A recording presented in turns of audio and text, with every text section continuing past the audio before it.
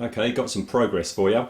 As I said in the first one, using a baking tray for the face of the Gonk. What I've done is I've cut a hole out the box to inlay the tray. That's absolutely fine. But kept thinking about how my daughter's actually going to be able to see out. When you look at the photo of the original from A New Hope, if you look at that, I don't know, I think either the person inside it couldn't see what they were going, so they were just pointed in the right direction and told to move, or that tiny little hole that you can see just left of centre near the top there, maybe that was a spy hole. If it is, they couldn't have seen much. I want my daughter to see a lot better than that, so I figured on having a little viewport for her to look out of. So first of all, I tried cutting a hole in the bacon tray. Big mistake. Something I really should have thought of. Bacon trays are designed to be heat resistant and tough. When I got my Dremel out and went to cut a hole, sparks went everywhere. Dremel wouldn't touch it. So in the end, what I had to do was drill a series of holes in a rough oblong shape, and then get my tin snips out and cut that hole out. The trouble with that is that was incredibly crude, and there's no way that I could like tidy that up. So what I've done instead is I got a sheet of ABS, cut it to the size of the tray, and stuck that in. Before I stuck it in, you might be able to see here, I drew a grid pattern on it. That was really just to help me align things and keep things square. So I stuck this plate in, and again I'd already cut a hole out for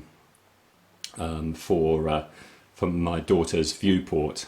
To tidy that up, I use this little shape, and this is a shape actually from a baby wipe packet. If you buy a packet of baby wipes, there's a little plastic lid to it, and I'm always on the lookout for interesting shapes, and I've had this in my bits box for ages.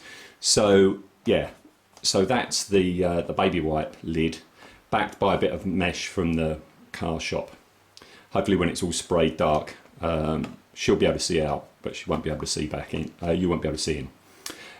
Also, to give her a bit more vision as well, I've crudely cut a hole here and stuck on the front of a torch with a bit of red gel behind it.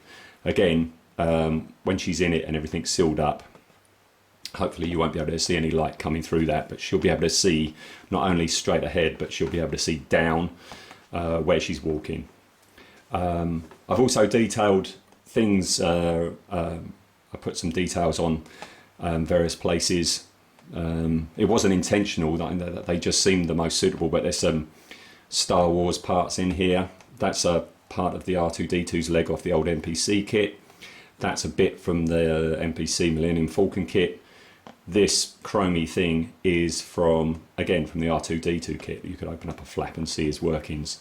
Then we've got a bit off of a truck kit here. I think that was from a car kit, and a couple of square bits. Again, I'm just trying to emulate, get across the feel of the original. What else have I done? Oh yeah, ventilation has been a bit of a concern.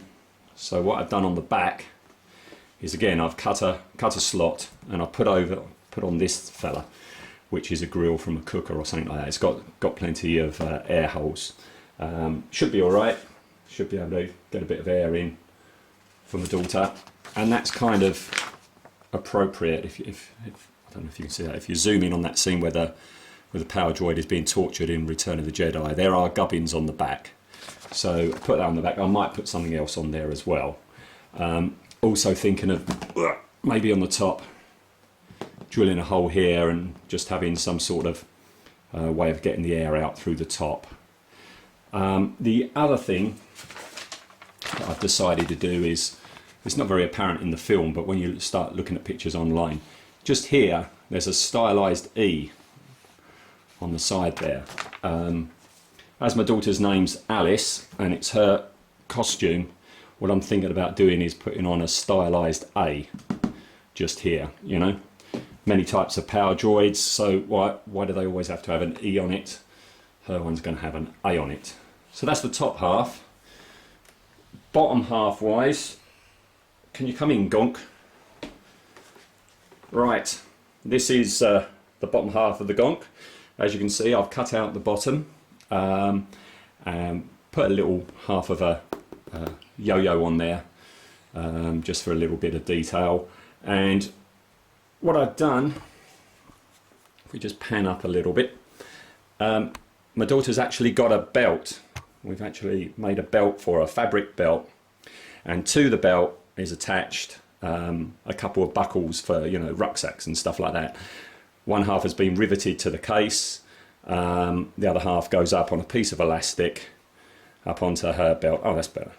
Up onto her belt there, like that, you see. If you want to turn that way, Gonk. There we are. So that is pretty much how it supports. So yeah, really pleased with the progress so far. Stay tuned for the next one.